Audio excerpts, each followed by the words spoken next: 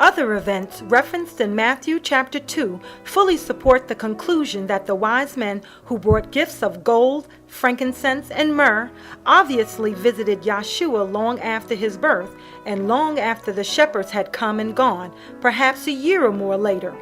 In particular, when they did visit, Joseph and Mary were living in a house, and Yeshua is referred to as a child, not an infant.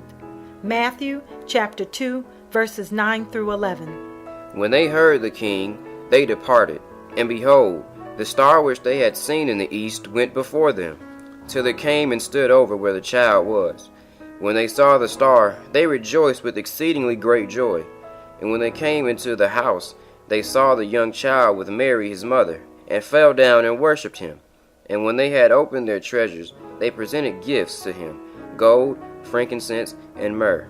One might ask, why these three particular gifts? Their symbolism is striking when you understand it. Gold. Gold was a gift for royalty, in this case the chosen king of the Jews, and ultimately the King of Kings and Lord of Lords, who will rule over the earth. Revelations 19, verse 16. Frankincense. Frankincense is an incense intimately connected with the priesthood and temple sacrifices. This foreshadows the fact that Yeshua the Christ would serve as our high priest and give himself as the perfect sacrifice to pay the penalty for the sins of all mankind. Hebrews chapter 4, verses 14 through 15. Hebrews chapter 9, verses 11 through 14, and 1 Peter 1, verses 18 through 19. Myrrh had a much more sobering symbolism. When a person died, this perfuming agent was wrapped with the body to help cover up the stench of death. Yeshua's own body would be wrapped in linen and myrrh and aloes after his death. John chapter 19, verses 39 through 40. Based on the aforementioned, the typical nativity scene completely falls apart. Clearly, the wise men were not celebrating the day of the Messiah's birth. These gifts were not birthday presents. The wise men were paying homage to the King of Kings. Their intentions were plain and clear when they inquired of Herod the king, "Where is he who has been born King of the Jews? For we have come to worship him." Now that we know that only Joseph and Mary were present at the birth of the Messiah, and that nowhere in the Bible is Christ's birthday celebrated, so then why do people give gifts to one another claiming that they are celebrating Christ's birth? Popular teachings hold that the custom of Christmas gift giving began with the visit of the wise men. We now know that this is not true. The wise men did not give gifts to each other, but presented them to the young child. They were not founding a new custom, but were actually carrying out an already established custom of the day, that of presenting gifts when visiting someone of notoriety. In this instance, a king, the King of the Jews.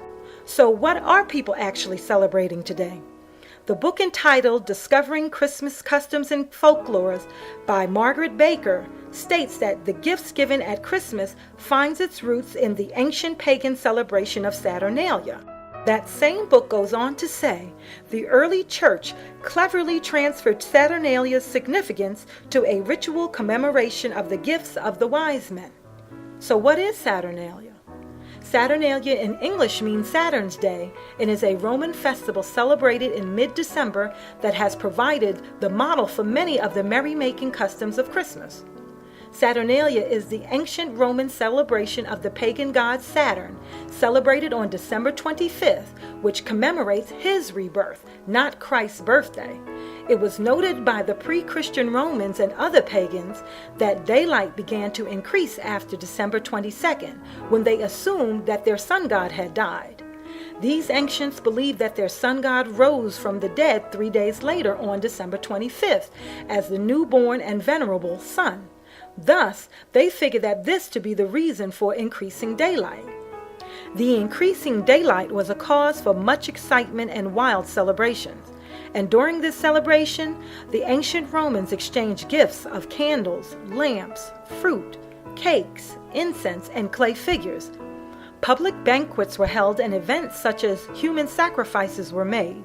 Slaves were even given a reprieve by being served instead by their masters. Merriment filled the temples of ancient Rome as sacred priests of Saturn called dendrophori carried wreaths of evergreen boughs and candles in processions. Does any of this sound familiar? It is from Saturnalia and other pagan European festivals that the Christmas traditions of elaborate feasting, giving of gifts, decorating trees, and the burning of candles are derived. The truth is, all of the customs of Christmas predate the birth of Christ. Further study would reveal that Christmas is really the celebration of Saturn and his festival that was called Saturnalia. In conclusion, Christmas celebrations are foreign to the pages of Scripture. Have you ever thought it curious that although the Gospels of Matthew and Luke describe the circumstances surrounding Christ's birth, the other two books, Mark and John, don't even cover the event, and neither of them give an exact date? Has it puzzled you that the Bible never once mentions Christmas, and that none of the biblical writers say anything about commemorating Christ's birth?